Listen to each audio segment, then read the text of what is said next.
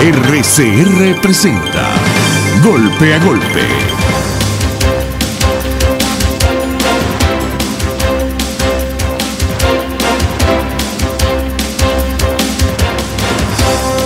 Golpe a golpe, aquí estamos hablando de muertos, resucitados y fallecidos.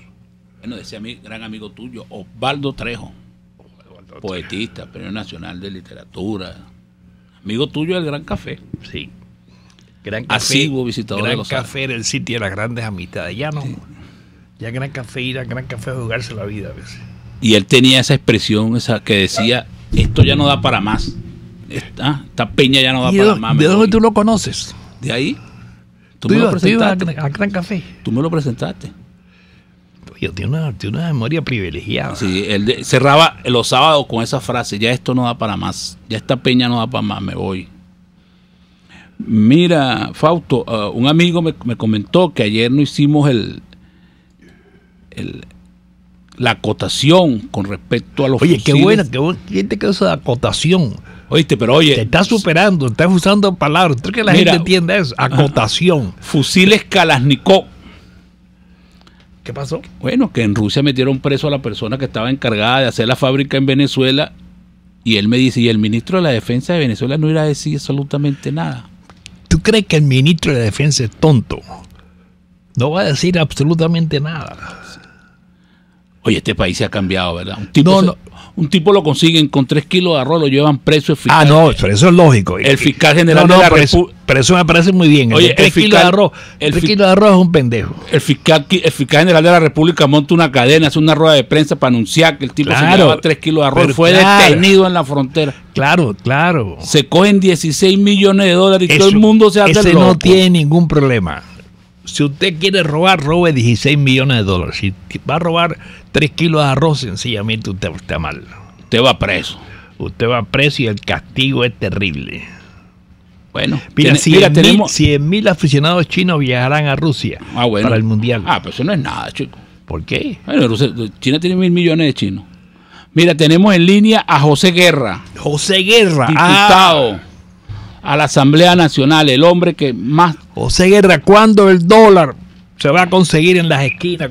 ¿Cuándo va a subir el nivel de vida de Venezuela? ¿Cuándo nos sacamos la lotería? O mira lo que dijo él, Venezuela podría coronarse como el país con mayor inflación en la historia del mundo. ¿Inflación? Sí.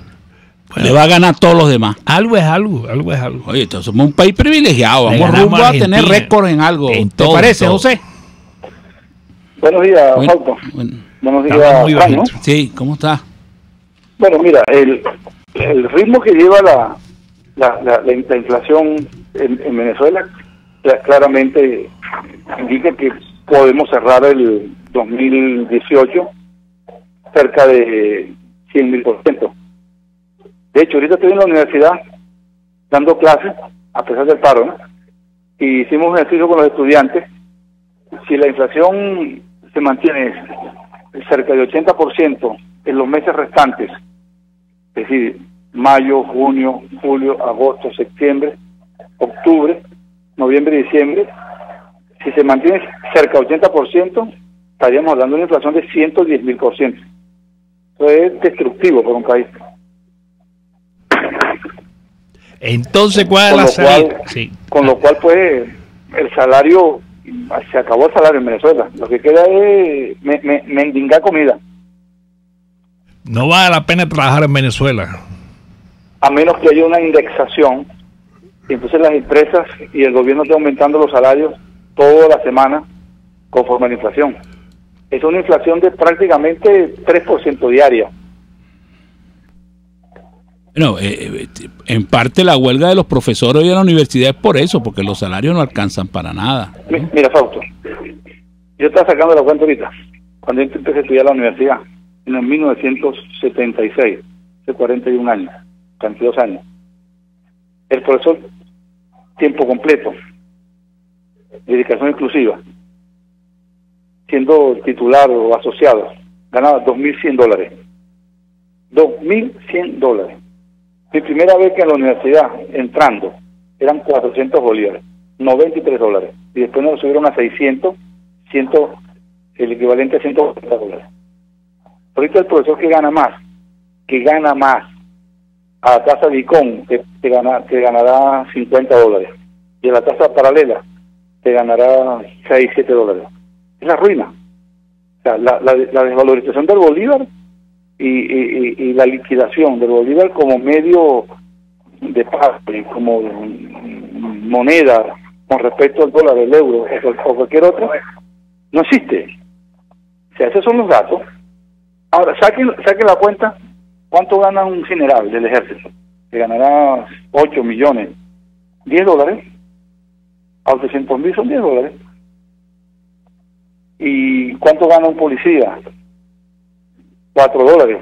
¿Cuánto gana el funcionario del SEBIN o de CONATEL que nos está escuchando hasta ahora, que es su trabajo, pues, grabar esto y pasar un reporte? $5. Por eso es que la gente se va a Colombia, donde el salario mínimo es $180 mensuales, y el que está calificado gana más. Entonces esta es la ruina del país, la hiperinflación. José, pero en el caso de los militares, ellos tienen una cosa que llaman TEA, tarjeta extra de alimentación. Sí, pero ¿cuánto es eso? Bueno, no, bastante, porque yo no veo a ningún militar quejándose, a ningún general. Los generales no se quejan. Uno ve a todo el mundo quejándose. No se puede quejar porque lo sacan de ahí. Yo no estoy en ese mundo, pero sí sé, porque me he encontrado con gente de la Fuerza Armada en la calle de la policía, que una vez me encontré en el banco uno hace una semana y algo, y uno habla, conversa, y yo no creo que esa tarjeta de alimentación especial pueda compensar esta hiperinflación que hasta ahora está llegando a 14.000%. No hay salario que aguante. No hay tarjeta que soporte. Te comento esto, José, porque todos los gerentes y todos los profesionales del Centro de Patrón de Refinamiento de Paraguaná se han ido porque los sueldos no dan para nada. Entonces los militares no renuncian. Pero mira, José, entonces ¿a dónde vamos? A la miseria. Porque lo que tú describes es un país donde la gente más capacitada se va, los técnicos abandonan el país. El país vuelve a lo que era en el siglo XIX. Puede ser. Bueno, si nos estamos bañando con Totuma, ¿no? Por eso. No hay agua. Sí, por eso vuelve al siglo XIX. La revolución. Chávez hizo una revolución de verdad, ¿no? Es que el socialismo es eso. ¿Qué es el socialismo? Es agarrar lo que está producido ya, lo que existe, pasarlo a mano del Estado, destruirlo sin crear riqueza nueva. Entonces tienen las mismas carreteras de antes, los mismos hospitales de antes, la misma infraestructura de antes, el mismo transporte de antes, y eso se deteriora. Entonces no está haciendo el transporte ahorita, pues la gente anda en camiones 350 y después cuando no hay camiones 350 no sé cómo va a hacer. La gente inclusive no está viendo trabajar en algunos casos porque no hay el transporte, o gasta más en transporte que lo que gana. La gente está trabajando 3 días a la semana, 2 días a la semana. Esa es la realidad. Ahora, pero no será, y la otra realidad no será, José, que eso es lo que la otra realidad no será que eso en el fondo es lo que quiere la gente, porque la gente anda por ahí tranquila. No tan tranquila. ¿Tú crees? Anda con el malestar en el alma, descontento manifiesto en la esquina. Otros obviamente que pues tal vez no le importa, pero yo creo que a la mayoría sí le importa. Y lo drena a su manera, tomando licor barato, pasando su pena de otra manera, pero esto es un sufrimiento que tiene el pueblo venezolano. Yo te lo digo porque, bueno, yo sí he visto sitios donde se han tomado decisiones, por ejemplo, como te digo, en la refinería de Amuay, en lo que va de año se han ido 860 personas, renunciado. Ni siquiera están esperando las prestaciones. Pero explíqueme algo. ¿Usted ha visto un país que se llama socialista que ha pasado algo diferente? Hoy silencio total.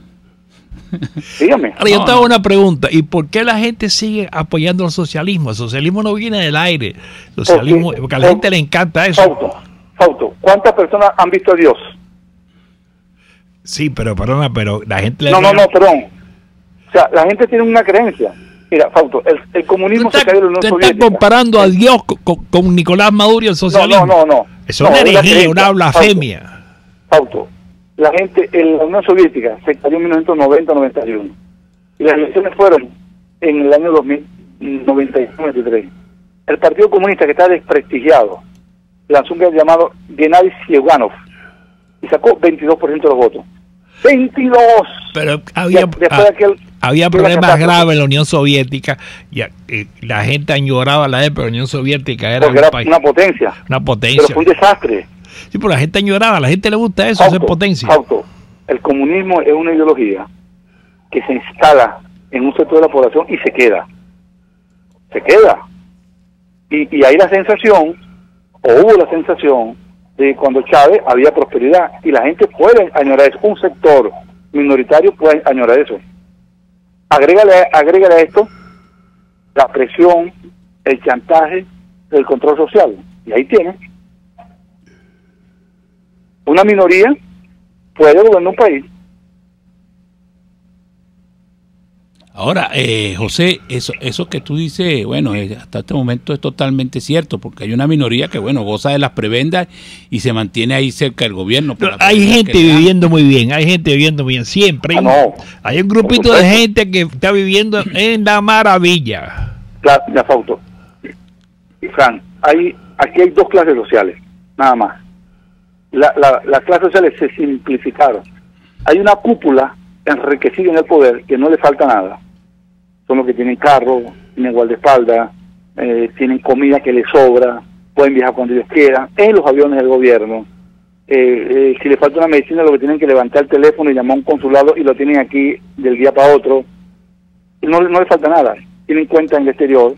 Es un grupito, será 5, 6, 10% de la población vinculados al poder.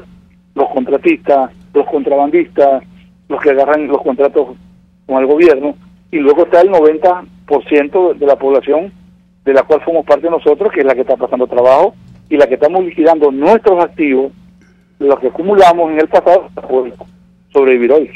Ahora, eso está ocurriendo de una manera muy drástica, porque, por ejemplo, hay una noticia hoy que casi nadie ha comentado, que la vamos a hacer nosotros, que es que la Universidad Experimental del Táchira cerró porque no tiene real. Cerró la universidad, dijo, mire, señores, no puedo seguir trabajando, cerrada, suspendía las clases y bueno, cuando lleguen los reales... No estamos volviendo al pasado, o sea, la revolución no es un salto atrás de 100 años. No estamos volviendo, estamos en el pasado. No, más que en el pasado, porque en el pasado había esperanza. Una revolución retrógrada. O sea, esto no es como China ahorita, que después que pasaron por Mao, que se dieron cuenta que aquel desastre, aquella hambruna, aquellos 40 millones de muertos que causó la revolución cultural, llegó Chen Xiaoping en el año 79, una vez muerto Mao, dijo, señor, esto aquí no puede ser, vamos a modernizar China y ver lo que es China hoy. Pero eso o sea, no sé si la clase política venezolana, el cacumen le da para entender esto, ¿no? No, yo creo que no, porque no leen nada. Se le pregunta dónde está China y cree que China está al lado de Paraguay.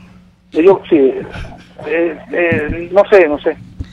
Ajá, estamos conversando con José Guerra, diputado de la Asamblea Nacional por el Distrito Capital y es miembro de la Comisión Permanente de Finanzas de la Asamblea Nacional. José, tenemos que ir a publicidad, pero queremos... Yo tengo que dar clase. Oye, pero espéranos un momentico para que nos hables de esto, porque fíjate tú, lo que está ocurriendo en Argentina con el dólar, los economistas de fuera del país dicen que eso está poniendo en jaque las divisas latinoamericanas, y si en Venezuela vamos a la dolarización, eso no es contradictorio con lo que está ocurriendo en Argentina, eso no vuelve todo, se confunden las cosas ahora más de los que están.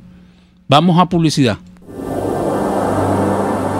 Usted escucha Golpe a Golpe por RCR 750 AM. Puedes seguirnos en nuestras redes sociales, en Twitter, @RCR750, la radio que se ve. Ellos sí que no saben nada. Y así nos va, el espacio donde se tocan los temas más candentes de interés político y nacional. Y así nos va. En este programa, la picardía y el humor inteligente son los protagonistas. Pura cabilla. Lara y Hernández descosen y revelan los secretos más oscuros del acontecer político. Y así nos va, de lunes a viernes a las 4 de la tarde, por RCR 750 AM. Una crónica de la actualidad. Golpe a golpe. solo por RCR. Bueno, se nos ha quedado la pregunta en el aire. José Guerre tuvo está dando clases, sí. No puede interrumpir más. No puede interrumpir. Pero vamos a buscar un economista porque hay gente que ha preguntado mucho eso. Que la fortaleza del dólar pone en jaque a divisas latinoamericanas y entonces hay una tesis en Venezuela que es de la dolarización y esto parece que ahora contradice la tesis de la dolarización, pues. O sea, depender del dólar norteamericano como que le complica la cosa a los países, ¿no? Cuando tienen ese amarre, ¿no? Pero bueno, también hay una noticia que me llamó mucho la atención, Fausto, que es que recuperar la producción petrolera puede tomar entre 3 y 4 años. Mira, eso depende de quién lo haga y cómo se haga. Porque la decisión dura aquí. La decisión dura es decir, mira, la Shell y la Creole que vuelvan. Esa es la decisión. Bueno, pero te tengo una noticia. ¿Cuál? Ya volvieron. Rafali dijo que la cosa va por ahí, por donde tú dices. Claro, porque no hay otra, viejo, no hay otra gente. Mire, va a haber que ir a entregar esto a las empresas privadas para que se la lleven. No, pero no hay que entregarlo, que es lógico. Bueno, o sea, tú sencillamente le entregas a una empresa a quien sabe de eso, quien tiene experiencia mundial, quien tiene mercado, lo que tú la supervisas para que hacer un buen negocio. Pero ¿a quién se la vas a entregar? A un abastero, a un amigo argentino, ¿a quién se la vas a entregar, chico? Bueno. A un coronel, no se puede. Tiene que entregarlo al que está dedicado a eso hace mucho tiempo. Igual, Rafael Quiroz, ayer en un programa con Vladimir Villegas, dijo que la deuda de PDVSA está por el orden de los 85 mil millones de dólares. Tú sabes que la magnitud de la deuda está en función de la magnitud de las ventas tuyas y de tu capital. Bueno. O sea, ¿cuáles son las...? Ni hay capital ni hay venta. Ya esto debe ser casi... ¿Ah? Si están produciendo 1 millón, algunos dicen 1.400.000, otros... Pero ¿cuál es el potencial de producción de PDVSA? Bueno. Pero ¿Cuál es el potencial? Pero son 85 mil millones de dólares. Pero ¿cuál es el potencial de producción? PDVSA puede producir 6 millones de barriles diarios. Entonces, perdóname, el valor de PDVSA está en función de ese potencial. Ahora, mientras esté en manos de quien está en manos... Fausto vino hoy optimista. No. Yo creo que va a seguir peor. Porque la gente va a seguir cantando el himno y diciendo vivan los militares. O sea, que van a modificar el himno nacional, van a meter militares por algún lado. Claro, Gloria al bravo pueblo militar. Gloria al bravo Maduro, cosas así. Mientras eso, sencillamente, mientras la gente piensa así, lógico, el día que la gente diga gloria a la Shell, perdóname, ¿dónde se produce petróleo? ¿Dónde está la Shell, la Creole, donde hay grandes empresas nacionales, donde están los chinos? Por aquí. Aquí no se va a producir ni agua, viejo. Oye, eso sí. No, yo estoy de acuerdo contigo. Nosotros creemos que los venezolanos somos capaces de producir. No, sí somos capaces. Pero si buscamos a la gente más estúpida, nos hundimos. Si somos capaces. Y fuimos tan capaces en una época que creamos PDVSA, y fuimos tan capaces que abrimos el país a la inversión extranjera. Y aquí venía gente de todas partes del mundo, hasta que llegó unos locos que decían, no, que se vaya, nosotros producimos todo. Y en eso estamos. Nosotros no creemos en la meritocracia. Tú puedes poner a quien sea a manejar la refinería. Lo que tiene que ser rojito, decían. Y la refinería se puso rojita. Le cambiaron el uniforme a la gente, lo pusieron rojito. Esa es la cosa. Los carros eran rojos, las camisas eran rojas, las herramientas eran rojas, todo era rojo. Confundieron producir. Es más, contrataron unos científicos a poner petróleo rojo. Rojo a rojito. ¿Vieron dónde llegó? Está calumniando a Chávez. No, yo no estoy calumniando a nadie, estoy diciendo lo que hicieron. No, eso no lo hicieron. ¿Cómo que no? Hasta en el metro pusieron a los operadores con camisas rojas, que eso desde el punto de vista psicológico y científico. Eso es otra cosa. ¿Quién construyó el metro? Lo inauguró por primera vez un presidente que se llamó Luis Herrera Campis. No, inauguró unas estaciones, pero antes lo había construido. No, bueno, tuvo muchos años de construcción, pero el primero que lo inauguró fue él. Se llamó Propatria Capitolio, fue la primera.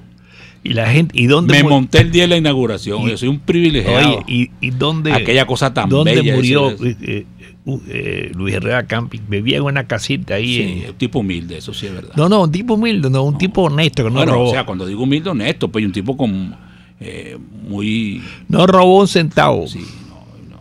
Nosotros, yo tuve la oportunidad de conocerlo, sí, un tipo bien chévere. Pero parece que gente cercana a él no era tan honesta. No. Bueno, ahí está la carretera Chupa, ¿cómo es? La carretera Caracas Chupa. El error de él que no quería meter preso a ningún amigo. Así es. Y un buen gobernante mete preso a los amigos. Es más, él fue uno de los primeros que trató de impulsar, eliminar la economía de Puerto. Mira, sí. Una buena noticia antes que entre el segundo invitado. 4 rones venezolanos entre los 10 mejores del mundo. ¿Qué te parece? Bueno, venderemos ron. No, estamos vendiendo y que eso no tiene nada de malo. Mira, tenemos a Luis Vicente León en línea. Luis Vicente. Presidente de Data Análisis. Buenos días, Luis Vicente. Buenos días, encantado de hablar con ustedes. Luis Vicente, ¿qué te dicen las encuestas? La gente está optimista, llena de fe. Mira, esa risa tuya es una respuesta, ¿viste? No, mira, primero, 92% de la población venezolana siente que el país está mal o muy mal, y 71% de los venezolanos no creen que el problema se vaya a resolver fácilmente ni en breve. Con lo cual, obviamente hay una percepción muy negativa que construye emociones muy duras en el venezolano. Las primeras 14 emociones que el venezolano reporta son tristeza, frustración, angustia, miedo, rabia, incertidumbre.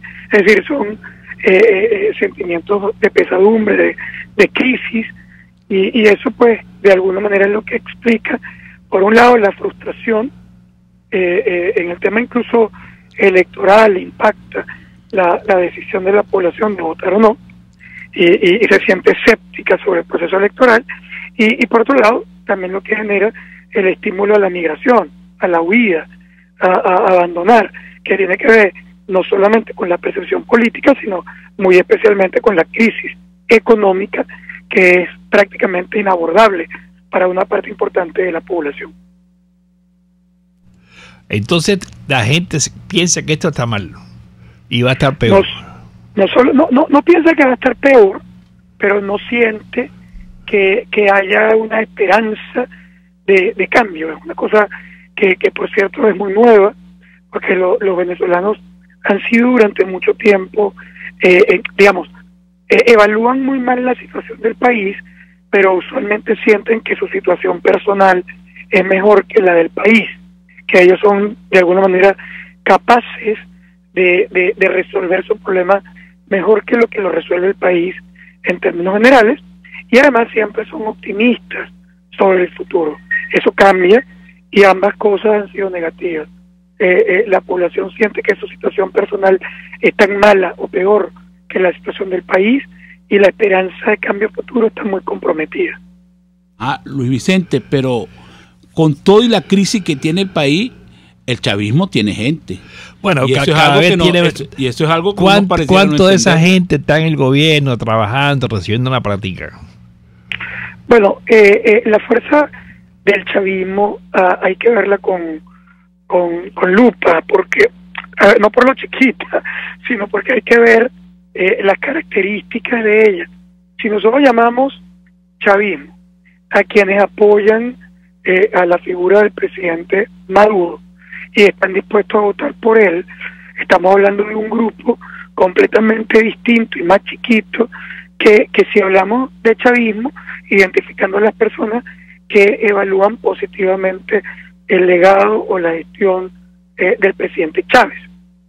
Son dos cosas diferentes. Por ejemplo, Maduro en las encuestas de abril tenía alrededor de 22%, entre 22 y 25% de respaldo popular, que por cierto tampoco es pequeño, es decir, es muy pequeño en comparación a lo que él tuvo, porque él llegó a tener 55% antes de ser elegido presidente, y gana con 51% de la votación. Tener 21-22 significa que a lo largo de su periodo ha perdido más de 30 puntos porcentuales, y es un líder que aspirando una reelección no sería en una elección democrática, convencional, transparente, no sería alguien que podría ganar esa elección. Pero 21, 22, 25% también indica que el presidente de América Latina que enfrenta una elección presidencial, hay 6 en América Latina que enfrentan elecciones presidenciales este año, incluyendo Colombia, Brasil y México, el segundo más popular. El segundo más popular. Eso sí era que asombroso. Eso es impresionante, ¿no? Es más popular que Temer, es más popular que Santos, es más popular que Peña Nieto. Entonces, claro, eso es como que te estresa. Bueno, porque reparte, porque no exige nada. O sea, en los otros países la gente tiene que trabajar, etcétera. Pero en chavismo, en definitiva, es reparte, reparte y reparte. Absolutamente, pero bueno, y esa gente que recibe, pues por supuesto mantiene algunas conexiones. Ahora, si vemos al chavismo desde una perspectiva más amplia y conectado, que no, de nuevo, no tiene que ver con respaldo a Maduro, son oposición, una parte muy importante de ellos son oposición a Maduro y votarían en su contra en una elección, pero se mantienen conectados con el legado de Chávez, y ahí el número es mucho más grande. Ahí el número es más de 50%, 51% de los venezolanos que evalúan positivamente la gestión de Chávez por el bienestar del país. Pero claro, lo que pasa es que más de la mitad de ellos rechazan a Maduro y votarían en su contra, pero siguen con un conector chavista que está vivo ahí, ¿no? Luis Vicente, tenemos que ir a publicidad, pero cuando regresemos queremos conversar contigo una situación que ocurrió ayer con el presidente de República Dominicana, Danilo Medina, que de manera dura le dijo a Nicolás Maduro que el diálogo que él está planteando será en otra República Dominicana porque él no se va a prestar para ese tipo de diálogo. ¿Qué repercusiones le puede traer eso a Maduro desde el punto de vista de credibilidad? Estamos conversando con Luis Vicente León, presidente de Data Análisis, y vamos a publicidad. Ni de suerte, ni de gracia, ni de pecho. Es Golpe a Golpe. Puedes seguir nuestra programación a través de rcr.tv, la radio que se ve. El siguiente espacio educativo está dirigido a niños, niñas y adolescentes. RCR presenta Todo se puede, una producción nacional independiente de Mayra Prado, certificado número 16923. El cambio es acción. Muévete por tu salud. No tienes excusa. Tú puedes. ¿Comes más ante las emociones negativas? Estás ante una conducta aprendida. La tristeza, el miedo, el estrés, la melancolía, la desesperanza te ponen a comer más. Ante los ojos de la gente estás teniendo una reacción normal ante estas emociones.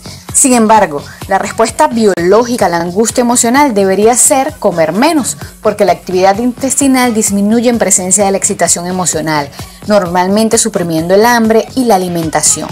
Así lo describe Marisol Tapia en la página miradorsalud.com. Entonces, ¿por qué comemos más ante las emociones negativas? La respuesta se ha denominado comer emocional. Hasta la fecha, el ambiente familiar y el comportamiento de los padres son los factores que más han recibido la atención de los investigadores.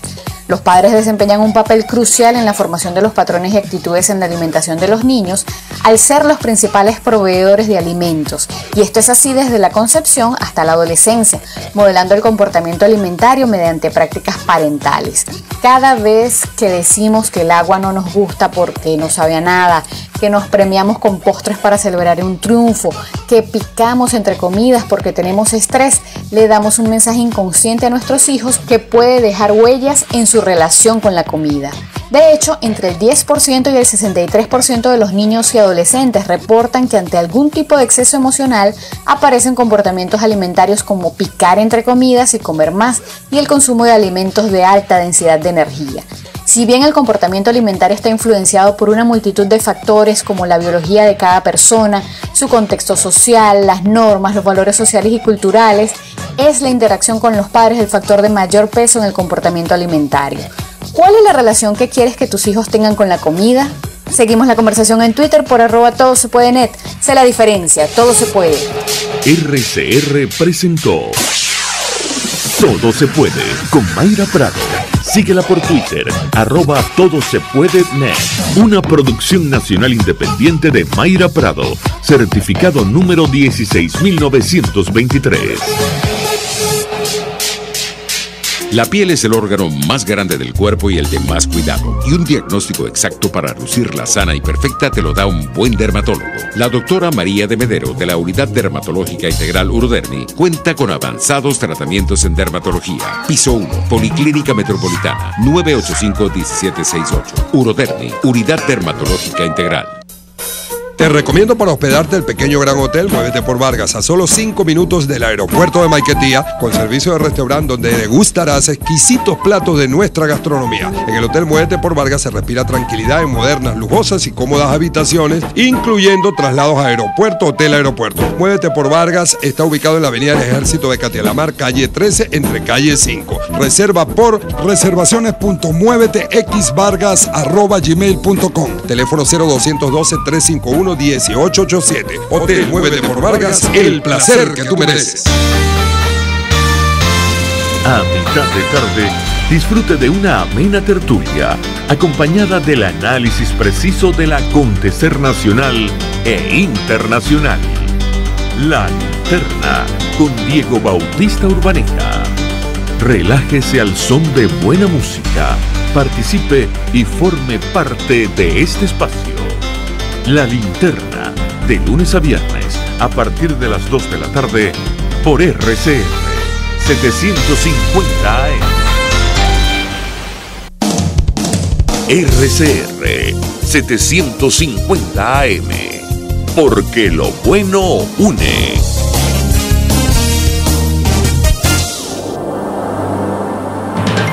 Golpe a golpe, el cuento completo entre lo irónico, lo serio y lo ácido.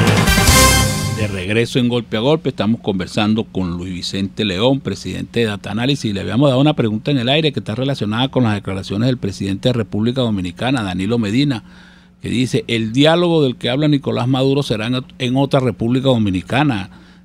¿Eso qué repercusiones le puede traer a Maduro? Bueno, eso lo desmentido de esa Nicolás manera. Maduro dijo mentiras, entonces le han dicho mentiroso. Bueno, tampoco es que sea la primera vez que le han dicho eso. Entonces no trae ninguna repercusión. Cara de piedra, Maduro, hay que decirlo ahora. A ver, todo tiene importancia. Más, estamos en campaña. En la campaña, pues todas las cosas que ocurren pueden ser utilizadas por el adversario y resaltadas. Pero yo creo que, digamos, todo el tema internacional lo podemos como agrupar y decir que todo tiene un impacto importante en Venezuela, que tiene que ver fundamentalmente con la variable de incertidumbre que define los escenarios, que es cuán sólido está el chavismo hacia el interior. Es decir, si todas estas cosas, ataque, la declaración de Pence en la OEA, la amenaza, las nuevas sanciones, las posiciones férreas de América Latina en contra, las declaraciones de Europa y ahora incluso en América Latina, actores que han sido hasta ahora aliados del presidente Maduro se muestran firmes en contra de lo que está ocurriendo en Venezuela. Y a eso además le añades el tema de ConocoPhillips con el barco en Curazao, con PDVSA teniendo que devolver su buque y carguero a Venezuela o a territorio cubano para poder protegerse de la demanda. Es decir, todo eso, digamos, tiene una repercusión económica, pero desde el punto de vista político tiene repercusión en tanto y cuanto nosotros podamos entender cómo está afectando eso los riesgos de implosión en el chavismo, los riesgos de que dentro del chavismo civil y militar, hayan un montón de chavistas que digan, hey, yo como que no debo cruzar esta frontera. Esta frontera, esta línea, me va a llevar a mí al barranco. Y yo sé que ya, como chavista, digamos, ese que está pensando en su futuro, puede decir, bueno, yo sé que todo esto, este grupo más elitesco, ya es un grupo kamikaze, ya es un grupo que está metido ahí que no puede salir, pero yo no. ¿Y cuándo es que yo me puedo lavar la cara? ¿Cuándo puedo evitar hacer una huida hacia adelante y evitar mi destrucción alrededor de cualquier evento? Los eventos, si lo pensáramos desde los eventos convencionales, estaríamos pensando en las rebeliones, las implosiones dentro del chavismo, que podrían ser un peligro para el presidente Maduro y que él conoce, porque al final él también ha actuado. Es decir, el tema contra la fiscal, el tema contra Ramírez, el tema contra Rodríguez Torres, que él está tomando junto con otras acciones en cuarteles, militares presos, etcétera, que sí, está pero para protegerse. Eso es cierto, Luis Vicente, pero también le salen otros problemas, por ejemplo, y los tapa, ¿no? Por ejemplo, como es el caso de los fusiles Kalashnikov, ¿no? Donde meten preso una gente en Rusia. El ministro de la Defensa estuvo por allá por Rusia, se reunió con todo el mundo y aquí no se dijo nada. Entonces ahora no le explota, no lo dicen en Venezuela, pero lo dicen las agencias internacionales. Ahora la noticia corre como pólvora, ¿no? Claro, dentro de Venezuela. O sea, la corrupción, cada día le salen más problemas de corrupción y cada día él pareciera que trata de tapar más lo que está cercano a él, ¿no? No, normalmente, claro, es una estrategia clásica en la política. O sea, tú tapas un escándalo con otro escándalo, o con temor, o con miedo, o con unos presos, o con una violación de un derecho, o incluso en tu batalla interna, tratando de verlo como si fuera solamente unos enemigos que están en contra tuya, y no básicamente como una división o fractura, porque hay actores que simplemente no sienten que pueden seguir en lo que está ocurriendo en este momento. Ahora, la pregunta más allá de todo eso es si lo puedes controlar o no, porque esa es la incertidumbre de futuro. O sea, yo soy absolutamente transparente, yo no veo ninguna posibilidad de cambio político en Venezuela que venga de la oposición sola. Es decir, eso no va a pasar. Es decir, la única manera de que tú te imagines un cambio es que tú hagas un match entre, una conexión entre la fuerza opositora que se manifiesta por cualquiera de las manifestaciones clásicas en la política, incluyendo la votación, que es una manifestación, o en todo caso, una explosión social. Es decir, cualquiera de las dos tiene que terminar conectada con una fuerza militar chavista que decide que quiere protegerse, que quiere rescatar la posibilidad de que no lo destruyan a futuro.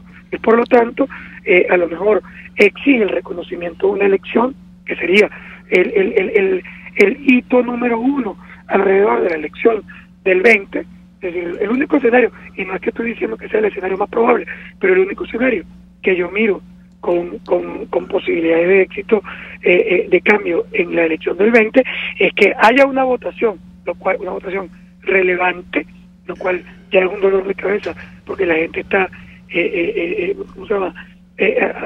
Totalmente escéptica de lo que puede ocurrir ahí, pero bueno, que lo logre, que se vote, que haya una votación sorprendente, que por cierto, una votación elevada, pues probablemente Falcón tiene una mayoría contundente en esa elección, independientemente del nuevo debate sobre Bertucci. Bertucci en efecto es un candidato relevante, importante, con una fuerza inesperada, sobre todo porque era alguien completamente desconocido, pero bueno, Bertucci es más fuerte para convertirse en un dolor de cabeza para Falcón que para convertirse realmente en un candidato ganador, por lo menos por ahora. Pero en todo caso, si los votos son fuertes, si hay votación, Falcón va a sacar más votos que Maduro sin ninguna duda. La pregunta es, ¿la reconocen? Bueno, la verdad es que yo con las condiciones electorales de Venezuela lo dudaría, excepto si el mismo chavismo disidente o el mismo sector militar se para en seco y dice, este es mi momento de lavarme la cara, obligar al reconocimiento de un éxito electoral opositor y buscar un mecanismo de negociación que me permita garantizar incluso el cogobierno y la participación a futuro. Ese es un pero Luis Vicente, disculpa. ¿Tú no ves un factor que una subida del precio del petróleo por la circunstancia internacional traiga una súbita prosperidad a Venezuela? No lo veo ahora. Lo vi durante mucho tiempo. Fíjate, aquí en el país la ruptura de Trump del pacto con Irán. Claro, el problema es que aún subiendo el precio del petróleo, las características de la industria petrolera venezolana están realmente en dramáticas condiciones. Pero se toma la decisión de privatizar, de permitir la inversión extranjera que venga a producir la Shell. Eso puede ocurrir, ¿cómo no? Y puede ocurrir básicamente que sirvan para esquivar las sanciones internacionales. Pero es que resulta, Fausto, que eso necesita tiempo. Que tú no privatizaste mañana y mañana están exportando petróleo. Y lo que sí pasa mañana es que no hay dólares. Lo que sí pasa mañana es que PDVSA en este momento no puede colocar sus buques y transitar porque se los embargan. Lo que sí pasa entonces, mañana, ¿qué viene en Venezuela? El hambre. Lo que tú describes es un panorama que aquí no llega un dólar. Esto es un país que le importa todo. Lo que viene es hambre. Bueno, viene hambre sin ninguna duda. Hambre sin fin, porque si este país no exporta, no importa, este país vuelve al siglo XVIII. En efecto, bueno, tú lo has dicho muy bien para responder una pregunta que queda en el aire. ¿Es eso sostenible? Para muchos... No, termina la violencia, eso vuelve a la época de las guerras en Venezuela, las guerras civiles. Para muchos es insostenible, pero realmente en la historia... Lo que tú estás describiendo es una cosa que pasó en muchos países, incluyendo Cuba. Es decir, pero en Cuba hubo una dictadura violenta que ha durado 60 años. Y en Venezuela no sabemos hacia dónde vamos una vez que tú veas un país que se queda completamente aislado. Sí, porque ese gobierno venezolano que nosotros conocemos no es el mismo gobierno o no va a tener el mismo comportamiento que ha tenido antes que el que tenga después, si tiene un embargo petrolero, si sus actores no pueden salir del país, si está completamente... Pero hay una diferencia. En Cuba, Fidel Castro surgió de una guerra, es un triunfador, una guerrilla que triunfó, que tuvo apoyo mundial, la gente se enamoró de Fidel Castro. Aquí es distinto, o sea, Maduro no es ningún triunfador militar, ni es nada de eso, o sea... Totalmente de acuerdo, y en efecto, ningún sistema histórico... Aquí se va la violencia, es otra cosa, pero ningún sistema histórico se puede comparar a pelo uno contra otro, tienen características distintas. Yo, en mayo, de hecho, estoy poniendo sobre la mesa el escenario en el que eso deriva en una implosión en el chavismo que provoca una negociación política real y un cambio. Es decir, ¿eso puede ocurrir? Sí, eso puede ocurrir. Eso puede ocurrir en la elección o puede ocurrir después de la elección, porque al final de cuentas la elección no es más que un hito, porque después de la elección, incluso si Maduro se queda, no resuelve el problema económico, no resuelve el problema del embargo, no resuelve el problema de la comida, no resuelve el problema de una gente que está en el medio de una hiperinflación. Es decir, todos esos elementos básicamente van a estar ahí y va a estar ahí el riesgo de implosión. Pero lo que quiero decir es que ese no es una cosa que yo puedo plantear o proyectar de manera lineal.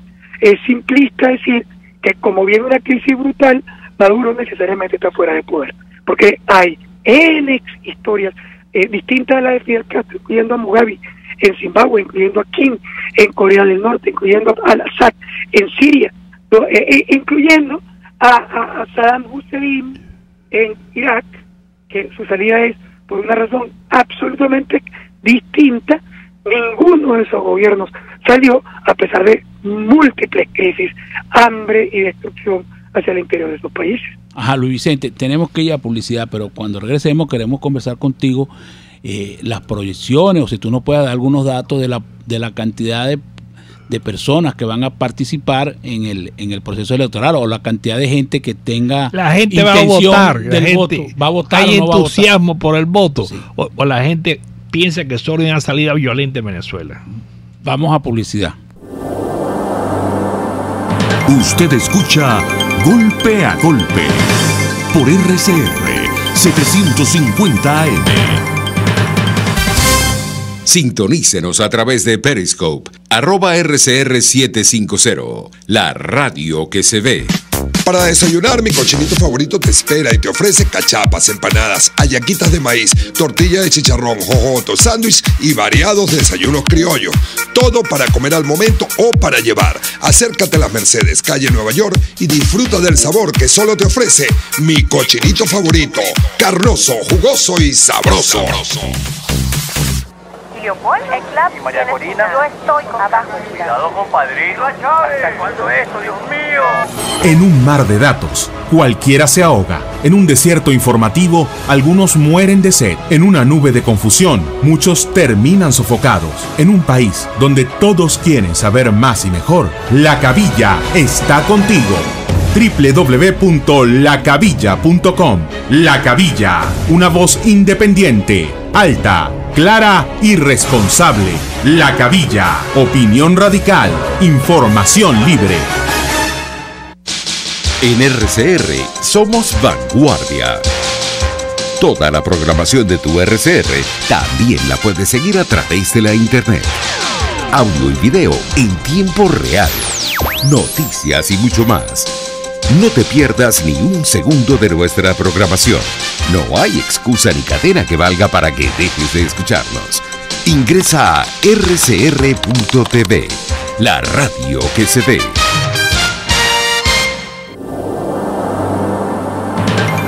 Una crónica de la actualidad. Golpe a golpe. Solo por RCR.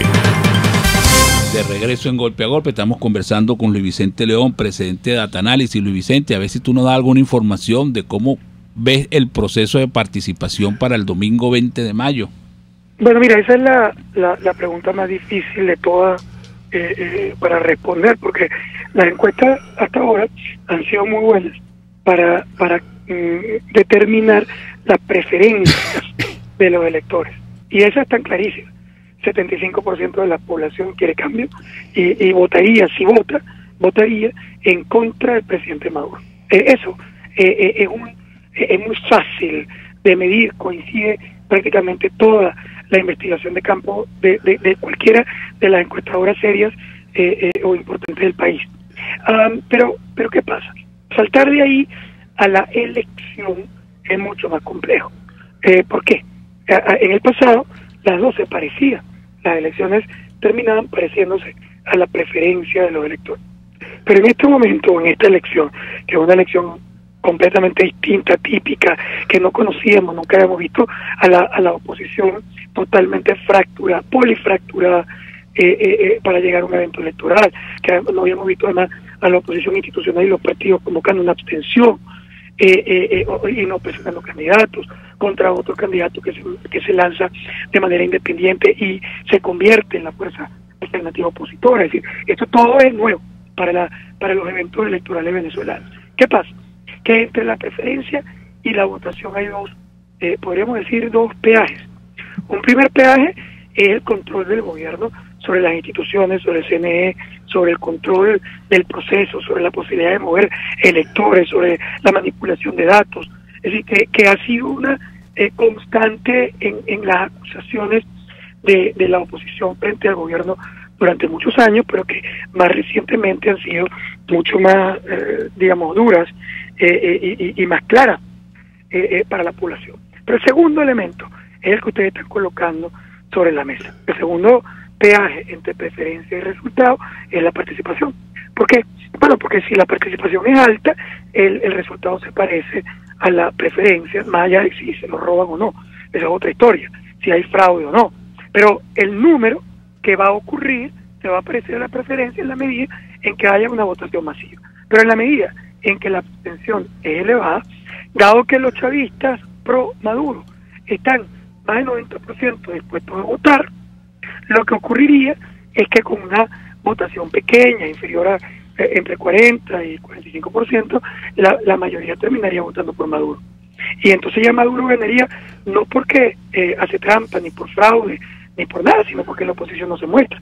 Es decir, porque deja solo a Maduro en el juego. Ahora, ¿cómo está el ánimo? Es muy difícil de determinar. Porque si sabemos que es menor, por supuesto, que lo que era en el pasado. Pero es que en el pasado votaban 80%. La pregunta es ¿cuál menor? ¿votan 60 o votan 40? Porque esas son dos historias completamente distintas. En los números, nosotros para poder estimar la participación, preguntamos ¿cuán dispuesto está usted a votar? Y las respuestas son muy dispuesto, poco dispuesto o nada dispuesto. Si yo proyectara por la historia, es decir, por las relaciones estadísticas del pasado, solo debería considerar a los muy dispuestos, que son los que usualmente votaban. Eso hoy es dramáticamente bajo. Solo entre 30 y 35% de los electores están diciendo que están muy dispuestos a votar. Y ese número en las elecciones presidenciales, en las últimas 5 elecciones presidenciales, un mes antes de la elección era 70%, o más de 70%. Entonces ya de entrada sabemos que la potencia de la disposición de voto está muy comprometida, que es menos de la mitad que lo que era, que la gente no se siente tan motivada, confiada, conectada por el evento electoral. Y eso pronostica una abstención elevada. Pero podemos realmente decir que se va a comportar igual que en el pasado, que solamente van a votar ese 30%, 32%, 35%. No necesariamente, porque el otro grupo, el que está dispuesto, si bien en el pasado no votó, en este momento es un dispuesto bastante más incierto, son casi 30%, por lo cual entonces la gente que no está completamente conectada con el boicot y con el no voto es 60-65%. Es decir, no, tampoco es que sean nadie que está pensando en votar, porque es verdad que el seguro es 30-35, pero otro 30 te está diciendo, bueno, no sé, chicos, déjame ver en el último momento, decido. No me siento confiado, no me gusta el candidato, pero por otro lado, tampoco nadie me ha explicado qué significa que yo me abstenga y qué pasa el día siguiente cuando le regale a Maduro la presidencia por 6 años. Es decir, no me han explicado cómo eso se come para provocar un cambio. Que es ilegítimo, chicos. Ilegítimo era Castro también. Ilegítimo es Kim Jong-un. Ilegítimo es Mugabe. Y todos esos bichos se quedaron años en el poder. Ajá. Entonces, y Luis Vicente, y la renuncia de Luis Ratti, ¿qué crees tú que vaya a producir en este proceso electoral? Porque renunció ayer y apoyó a Henry Falcón. ¿Tú crees que eso genere alguna situación dentro de este proceso electoral? La verdad es que si tú me estuvieras hablando de Enrique Capriles, entonces, bueno, podemos entender que una posición de Enrique Capriles, ni siquiera apoyando a Falcón, sino apoyando el voto, o de algunos líderes nacionales relevantes, o de un partido, o Henry Ramos, que ya no va a ocurrir, pero en todo caso, una cosa sí, pero la verdad es que la probabilidad de que la gente incluso conozca los personajes que se han movido al apoyo de Falcón son importantes para muy pequeños grupos y son perfectamente desconocidos. Sí, bueno, y también está el fenómeno de Bertucci, ¿no? Que parece que ha tenido importante crecimiento en las encuestas, ¿no? Bueno, más que crecimiento, tiene un número importante. Yo no diría crecimiento porque nosotros no lo hemos visto crecer, pero lo hemos visto, no lo hemos visto crecer después de haber llegado al 10% del electorado. Pero bueno, la encuesta nueva llega esta semana, por lo tanto ya a lo mejor podemos ver algo que esté viendo otro colega, ¿no? Esperaremos la semana que viene para ver qué dicen las encuestas y que nos hagas el análisis de las encuestas que está haciendo. Lamentablemente la semana que viene va a estar prohibido. Bueno, pero entonces será antes del viernes, a ver si podemos tenerte en el programa para que nos dé algunos datos. Bueno, Luis Vicente, fue un placer tenerte en el programa. Igual